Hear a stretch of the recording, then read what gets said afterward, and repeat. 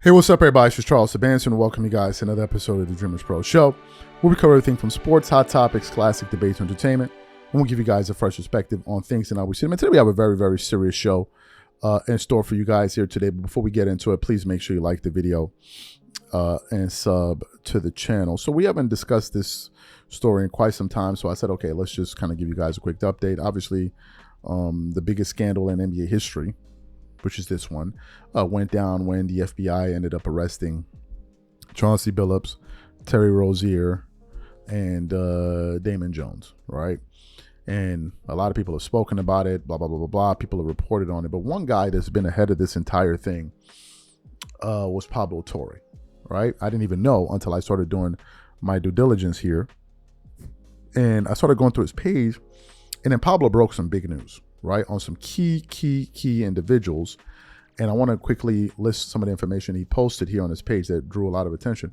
So one of the posts that he made was about Kevin Garnett.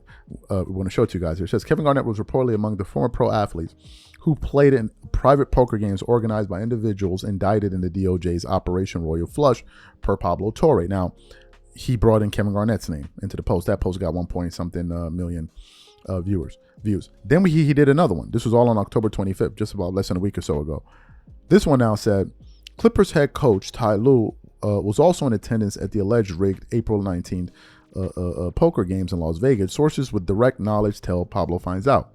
But sources say Lue did not play at the same table as his good friend Blazers head coach Chauncey Billups. Then he followed up with another post, and this post was published on the 30th. It says, Ty Lue was reportedly in attendance at one of Chauncey Billups' poker games, per Pablo Torre. According to multiple sources with direct knowledge of that April 19th game in Las Vegas that we've been discussing, the same one where Billups was allegedly profiting off of an extremely suspicious hand in a rigged shuffling machine. Another face card in attendance was current Los Angeles Clippers head coach Ty Lue.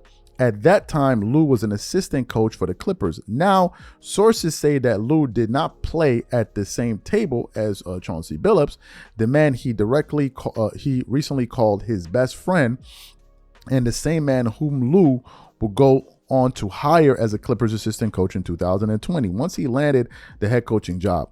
But here's the open secret about the NBA. Ty Lue lives in Vegas during the offseason. He also loves poker. He's often seen at what many insiders consider the nexus of the NBA poker world, the area height limit bar, often alongside another retired NBA player, Damon Jones, to end the quote. Right. So that's what Pablo said on the 30th. Now, a lot of people were growing frustrated with Pablo Torre's reporting because people are like, bro, like, what's going on here? Like, come on, man. Like, you doing a little bit too much, right? This is what people are saying. And this stems back to what went down with Steve Ballmer and the Clippers. As you guys know, Pablo Torre was the one spearheading that investigation, right? And he's gone back and forth on his show with Mark Cuban, to the point where Steve Ballmer made an appearance, I believe it was on SportsCenter, to speak to Ramona Shelburne.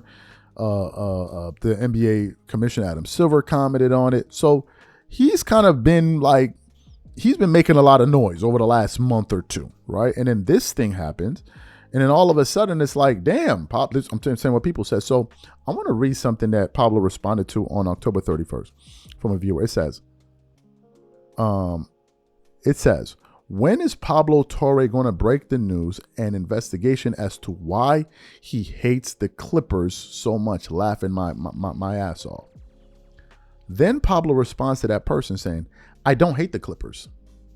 Ty Lue is a 3-minute aside in a 71-minute episode that's almost entirely about the defendants in the case.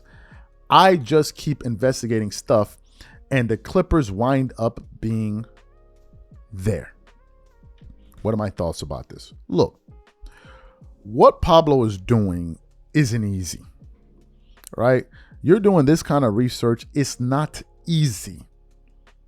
It's not easy. There's a lot of paperwork that has to go in. There's a lot of checking and double checking. It's a lot of work. So at least give the guy the credit for being a hard worker. Number one. Number two, also give the guy credit for being ahead of the curve. He's ahead of the story. I mean, he's ahead of the story. And trust me, maybe not now, maybe 5 years from now, when we're talking about sports and big names in media, Pablo Torre is going to be one of them.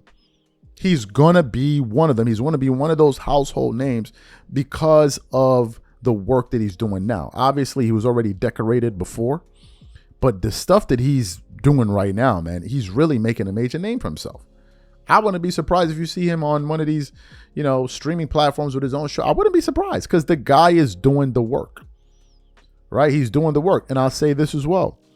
Beyond the fact that he may be talking about a particular team and this and this and this and this, I think NBA fans appreciate his research and they appreciate the transparency, because for too long fans have just been in the dark about these things. Fans have had they've speculated on some things, yeah, sure, but for this guy to kind of just take us behind the curtains and let us know what's really going on, I think is good. It's good for the edification of the fans, and that's a good thing. Don't forget, Pablo was the one that also said, because I think it was Stephen A. Smith that said on ESPN, and some people pushed back on him and said, "Oh no, why didn't LeBron attend Kobe Bryant's memorial and a funeral memorial?" One of the, and then people say, "Oh, LeBron attended. LeBron." It was Pablo Torre that came out and said, "No, he didn't attend." Pablo Torre was the one that did that. Pablo was the same person. Pablo finds out that said that LeBron didn't attend Kobe's memorial. And this guy seems to know his stuff, right? And I know somebody else that went there. He said he was there during that day. He said LeBron was nowhere in sight, nowhere to be found, right? So Pablo's been putting in the work. He's been putting in the work, and we got to give him credit for that. It's hard. It's hard to research this stuff. It's also dangerous.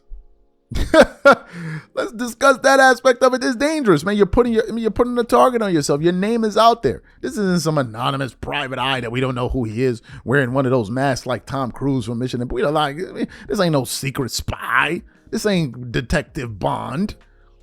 This is a known person putting himself out there to give people the information. I think he's doing a good job, man. I think he's doing a good job, because we also have to at the very least, appreciate somebody that's doing excellent work in their field. The guy is working his tail off, right? He's working his tail off, and I expect him to continue like that. Trust me, if more information drops, he's going to be the one to tell it. He is going to be the one to tell it. These are my thoughts. Whatever you guys think about this, please leave your thoughts and comments in the comment section. We'll catch you guys on the next show, and I'm out. Peace.